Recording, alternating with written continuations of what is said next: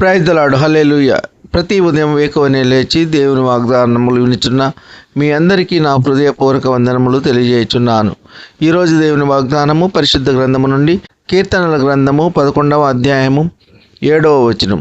యెహోవా నీతిమంతుడు, ఆయన నీతిని ప్రేమించువాడు. యథార్థవంతులు ఆయన ముఖదర్శనము చేసెదరు. ఆమెన్, హల్లెలూయా. మరి నిజముగా ప్రియ సహోదర సహోదరి, దావీదు మహారాజు వాక్యము ద్వారా తెలియజేసిన రీతిగా ఈ ప్రపంచమును సృష్టించిన సృష్టికర్త మన దేవుడు, సర్వ సృష్టిని సృష్టించిన మన దేవుడైన యెహోవా నీతిమంతుడు గనుక ఆయన నీతిని ప్రేమించుచున్నాడు. మన దేవుడు నీతిమంతుడు గనుక మనము కూడా నీతిగా జీవించాలి, నీతిని ప్రేమించాలి, నీతిని అనుసరించాలి. ఎలాంటి క్లిష్టమైన పరిస్థితులు ఎదురైనా నీతిని విడిచిపెట్టకూడదు. మనకు ఎన్ని కష్టములు వచ్చినా, ఎన్ని నష్టములు ఎదురైనా, ఎన్ని నష్టములు సంభవించినా, భరించలేని సమస్యలు ఎదురైనా మన యొక్క నీతిని, యథార్థతను, న్యాయమును కాపాడుకొనవలేను. మనలను సృష్టించిన దేవుడు నీతిమంతుడు గనుక మనము కూడా నీతిమంతులుగా ఉందాం. మనము నమ్ముకున్న మన దేవుడు నీతిని ప్రేమించువాడు. అవినీతిని, అక్రమమును దేవుడు సహింపడు. అవినీతి పరులంటే దేవునికి అసహ్యము. యథార్థవంతులు ఆయన ముఖదర్శనము చేసెదరు. మన భారతదేశంలో దేవుని నమ్ముకున్న వారు యథార్థవంతులు, నీతిమంతులు, న్యాయవంతులు ఉన్నారు. మన దేశంలో క్రైస్తవులు దేశం కొరకు చేయుచున్న ప్రార్థనల వలన మన దేశము దేవుని యొక్క రక్షణలో ఉన్నది. దేవుని యొక్క కాపుదలలో మన దేశము ఉన్నది.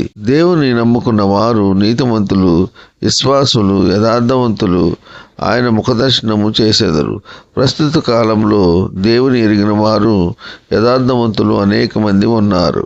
వీరు ఖచ్చితంగా దేవుని ముఖదర్శనము చేసి ఉండవచ్చు. ప్రియ సహోదర సహోదరి, మన నీతి యథార్థతను కాపాడుకొని దేవునికి ఇష్టలుగా జీవిద్దాం. ఈ కొద్ది మాటలు దేవుడు దీవించునుగాక. ఆమేన్. ప్రార్థన. కృపా సత్య సంపూర్ణ మీ ఘనమైన ఉన్నతమైన నామమునకు వేలాది వందనాలు స్తుతులు చెల్లించున్నాము తండ్రి. మీరు గొప్ప దేవుడవు, శక్తివంతుడవు, సర్వాధికారి యేసయ్య, మీకు స్తోత్రములు. ఈ వేకువనే లేచి ఎందరైతే మీ యొక్క వాక్యమును విని మిమ్మల్ని అంగీకరించి ఉన్నారో అటువంటి వారిని అందరినీ దీవించండి, ఆశీర్వదించండి. ఎందరైతే మీ యొక్క వాక్యమును వినక లోకము తట్టు, పాపము తట్టు తిరిగి ఉన్నారో అటువంటి వారందరూ మీ యొక్క వాక్యమును విని మిమ్మల్ని అంగీకరించి మారు మనసు పొంది, బాప్తిసం పొంది, రక్షింపబడి మిమ్మల్ని స్తుతించి ఆరాధించే వారిగా చేయండి. వాక్యము ద్వారా తెలియజేసిన విధముగా యథార్థవంతులు మీ ముఖదర్శనము చేసేదరని, నీతిమంతులను ప్రేమించే దేవుడు అని వాక్యము ద్వారా సెలవిచ్చి ఉన్నందుకు మీకు స్తోత్రములు. ఉద్యోగం లేని వారికి ఉద్యోగములు దయచేయండి. వివాహములు కాని వారికి వివాహములు జరుగులాగా మీ కృప ఉంచండి. సొంత గృహము లేని వారికి సొంత గృహము దయచేయండి. సొంత వాహనము లేని వారికి సొంత వాహనము దయచేయండి. ఎండవేడిమిగా ఉంటుంది తండ్రి, వాతావరణము నిమ్మళపరచండి. విపరీతమైన వేడి వాతావరణముగా ఉంటుంది తండ్రి, వాతావరణాన్ని చల్లబరచండి. 10వ తరగతి పరీక్షలు రాస్తున్న బిడ్డలకు మంచి మార్కులు లభించి అన్ని సబ్జెక్టుల్లో ఉత్తీర్ణులై మీ నామమును ఘనపరిచే బిడ్డలుగా చేయండి. వారు రాస్తున్న ఎగ్జామ్స్ హాల్లో మీరు తోడుగా ఉండండి. మంచి జ్ఞాపక శక్తి దయచేయండి. ఎగ్జామ్స్ రాసి ఇంటికి చేరు పర్యంతము దారి ప్రయాణం అంతట్లో మీ యొక్క దోతల కాపుదల దయచేయండి. ఇతర దేశాల్లో యుద్ధ వాతావరణంతో ఎంతోమంది అమాయకులు బలి అయిపోతున్నారు తండ్రి.